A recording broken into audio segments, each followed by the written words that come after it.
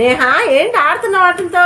ఒకటి Musk melon, ఒకటి తర్బూజా. ఈ రెండిట్లో జ్యూస్ చేసుకోవాలా తినాలని ఆలోచిస్తున్నా. జ్యూస్ చేసుకుందామా? ఓకే. కర్బూజాకాయ చక్కగా పండిన కాయ అండి. ఇది చాలా బాగుంటుంది. ఇది గింజలు ఇవన్నీ తీసి బాగా పండిపోయింది. మంచి వాసన అయితే వస్తుంది. అసలు పిల్లలకి ఎండ కాబట్టి జ్యూస్లు అవి తీసిస్తే కొంచెం ఎనర్జీ లెవెల్స్ అనేవి పెరుగుతాయి అన్నమాట. నేనైతే ఇది ముక్కలు చేసి చక్కగా మిక్సీ జార్లో వేసుకున్నాను. సన్నవి చేసి తొందరగా మిక్సీ నలిగిద్ది అనమాట. నేనైతే సన్న ముక్కలు కట్ చేసుకున్నాను. కట్ చేసుకొని పంచదార వేసాను. మనం టేస్ట్కి తగ్గట్టు పంచదార వేసాను. పంచదార వేసి ఒక 1/2 లీటర్ పాలు అనమాట. చిక్కటి పాలు, గోల్డ్ ప్యాకెట్ పాలు ఇవి.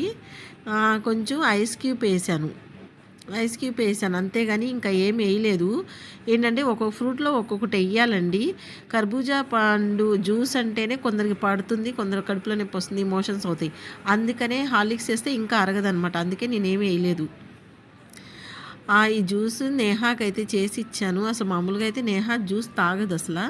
ఇచ్చాను, చాలా టేస్టీగా చాలా బాగుంది అని చెప్పి అంది. రాత్రుళ్ళు అసలు బూస్ట్ హార్లిక్స్ అనేది ఇవ్వకూడదు. ఈ కర్బూజా జ్యూస్ కూడా రాత్రుల్లో తాగకూడదు అనమాట. అరగదు, అది మన ఛాతీ మీదే ఉంటుంది. సో అందుకని నేను ఇలా సింపుల్గా చేశాను. మీకు నచ్చితే ఒకసారి ట్రై చేయండి, చాలా బాగుంటుంది ఈ జ్యూసు. మనం ఫ్రూట్స్ లాగానే తినాలి కదా, ఇంకా వేరే కలిపితే దాని టేస్ట్ అనేది పోతుంది. అందుకని నేను ఇలా చేశాను. నచ్చితే లైక్ చేయండి, షేర్ చేయండి, కామెంట్ చేయండి, సబ్స్క్రైబ్ చేసుకోండి ఫ్రెండ్స్ నా ఛానల్ని.